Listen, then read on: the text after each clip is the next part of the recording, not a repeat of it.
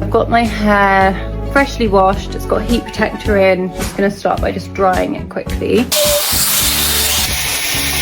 Okay, I've dried my hair with my Dyson Airwrap, so it's just smoothed out. And now I'm gonna use this amazing tool. I got it from Bondi Boost. This is the secret to getting perfect, imperfect, kind of beachy waves. Take big sections and taking the wand. I'm kind of doing it from like cheek downwards. If I do it all the way from the root, it kind of goes like too much volume. Wow, honey. Rose Sienna just found a fairy. What have you found? A fairy. You found a flower fairy. Wow. And then I just moved it down. I'm doing the bottom bit of the hair. And I'm holding it on for around 5 seconds. So there you can see we've got one half done. Easy, breezy, beachy waves. You can put a bit of product in it, you can put a bit of serum, giving me like mermaid vibes. Let me know how you get on if you try this at home. It's honestly so simple, and I just love my hair like this. I feel like it's just very free and easy, and I will be wearing my hair in these beachy waves all summer long. What are you telling me you don't want to look like Frodo Baggins? I do. And the way you do it is curling your hair forward. You see this shape? That's how you get Frodo. Stop curling your hair backwards, start curling it forward. You put it under the hair, burn your hair off, and it comes forward. Darling, cutesy little hobbit.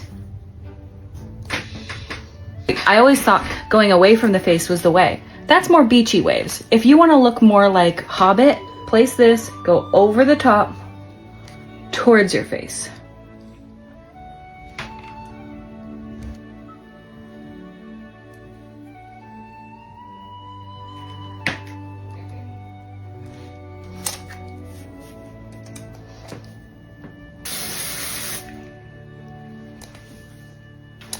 And there you go. You're a cute little hobbit.